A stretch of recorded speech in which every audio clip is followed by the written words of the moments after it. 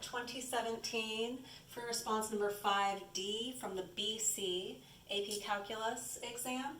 And we've got this infinite series, the sum from n is 5 to infinity of 3 over 2n squared minus 7n plus 5. And it's asking, does it converge or diverge? Which is pretty clear just looking at it that it converges because of, you can kind of visualize the p-test there, that, oh, p's 2, that's going to converge. But it wants you to, state the test that you're using and the conditions for it. So let's take a look at two different tests that we could use for this. So I'm going to start with a direct comparison using the p-test. So I'm going to go for direct comparison.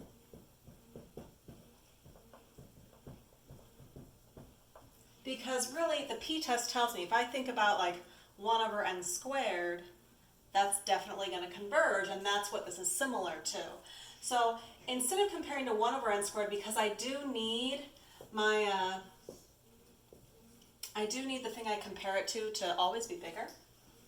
We've got a 2n squared minus 7n plus 5. I need something that it is always less than or equal to. So I want to be comparing to the n squared on bottom. And just right here, dividing by n squared instead of dividing by 2n squared is going to help because that's going to make this bigger. But maybe I'll put like 100 on top because that'll really help. If I start by plugging in like n is 5, we've got 3 over, 5 squared is 25, this is 50, minus 35, plus 5, we've got 3 over 20 here. And over here, 100 over 25, we have 4. We definitely have a situation where this one's bigger, but we know that this one converges. Let me erase just a bit. Okay, so we have that this is less than or equal to that, which converges by the p-test.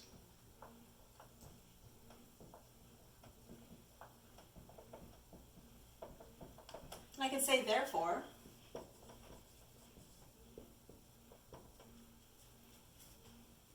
the sum from n is 5 to infinity of 3 over 2n squared minus 7n plus 5 converges. So I went for a direct comparison.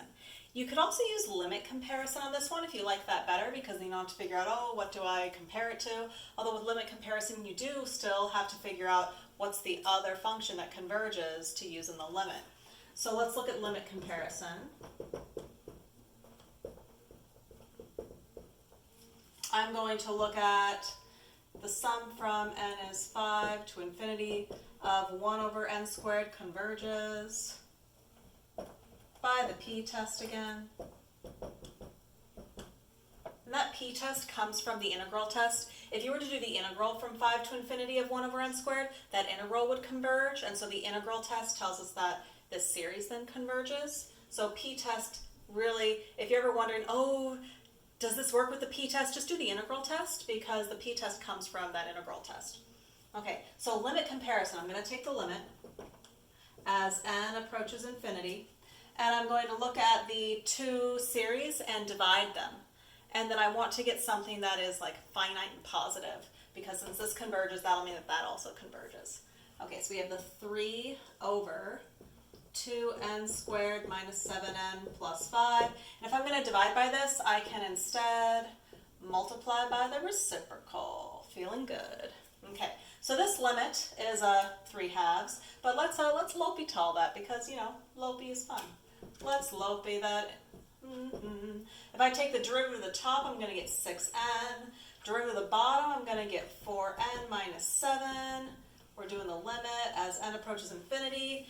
This is still infinity over infinity, so let's L'Hopi that again and switch it to the limit as n approaches infinity of 6 over 4, which is 3/2. And you know what that limit is? Positive and finite. Let's write it down.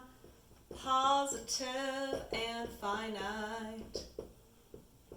And why wouldn't it be positive? It's in absolute values. That's the 0 issue. Okay. Positive and finite. Therefore, they either both converge or both diverge. This one converges, so that one converges. So I can say, therefore, the sum, I might be getting a little low on the board. We've got 3 over 2n squared minus 7n plus 5 converges. That's an R. Okay, so the 2 tests that stood out to me most for this was direct comparison test or limit comparison test. But again, when you're looking at that, you should be able to look at this and see, oh, highest degree on top, 0. Highest degree on bottom, 2. And you do that division, you think, okay, that gives us a p-value of 2. That is definitely going to converge. To prove it, you've got direct comparison or limit comparison. Okay, I hope this helped. Have a great day.